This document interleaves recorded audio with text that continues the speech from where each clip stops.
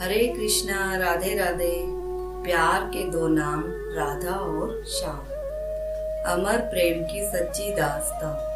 श्री कृष्ण राधा की कहानी हमेशा से ही जिज्ञासा का विषय रही है। हिंदू धर्म के अनुयायियों के बीच सच्चा प्यार करने वालों के लिए एक उदाहरण के तौर पर राधा कृष्ण का मिलना और मिलकर बिछड़ जाने जैसी स्टोरी सदियों से बहुत लोकप्रिय है।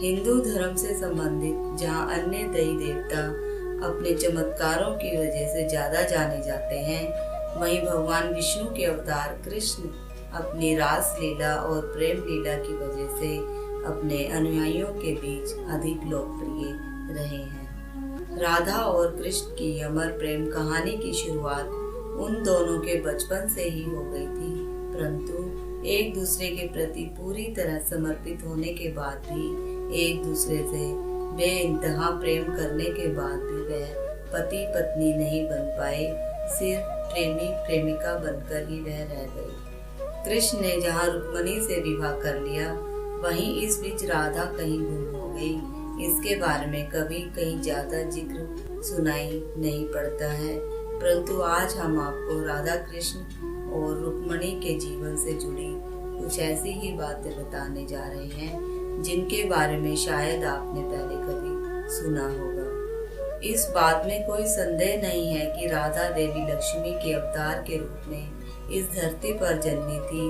और ये बात भी हम सभी जानते हैं कि कृष्ण विष्णु के अवतार थे। देवी लक्ष्मी ने स्वयं कहा था कि उनका विवाह विष्णु के अलावा और किसी से भी नहीं होगा। ऐसे में ये बात गौर करने के लायक है कि फिर तो निश्चित रूप से राधा ने कृष्ण से ही विवाह किया होगा। ऐसा कहा जाता है कि जंगल में स्वयं ब्रह्मा ने राधा और कृष्ण का विवाह करवाया था।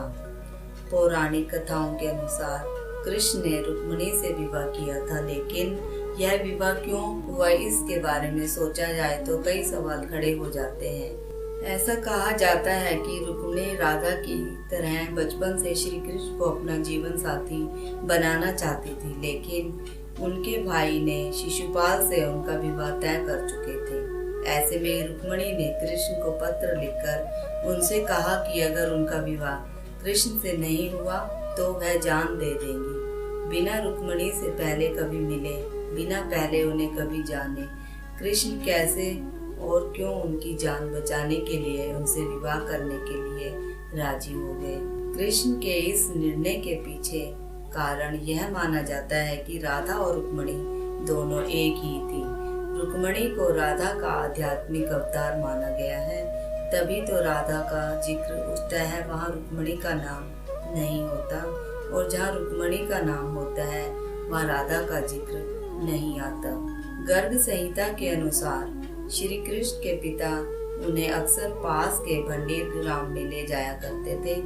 एक बार वे अपने पिता की गोद में खेल रहे थे तो अचानक तेज की रोशनी चमकी और मौसम बिगड़ने लगा। कुछ ही समय में आसपास सिर्फ और सिर्फ अंधेरा ही छा गया। इस अंधेरे में एक पारलौकिक शख्सियत का अनुभव हुआ। वह राधा रानी के अलावा और कोई नहीं थी। अपने बाल रूप को छोड़कर श्री कृष्ण ने किशोर रूप धारण कर लिया, और इसी जंगल में ब्रह्मा जी ने विशाखा और ललिता की उपस्थिति में राधा कृष्ण का गंधर्व विवाह करवा दिया था। विवाह के बाद का माहौल सामान्य हो गया।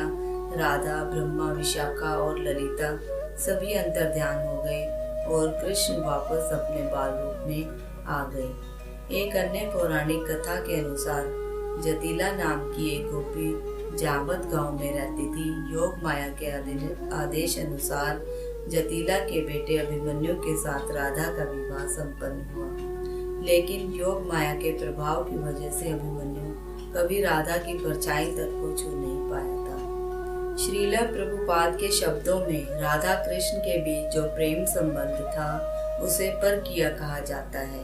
उन दोनों ने कभी शादी तो नहीं की, लेकिन बचपन के इन दोस्तों का प्रेम अमर है। आध्यात्मिक दुनिया में प्रेम के सर्वोच्च स्वरूप को परकिया कहा जाता है।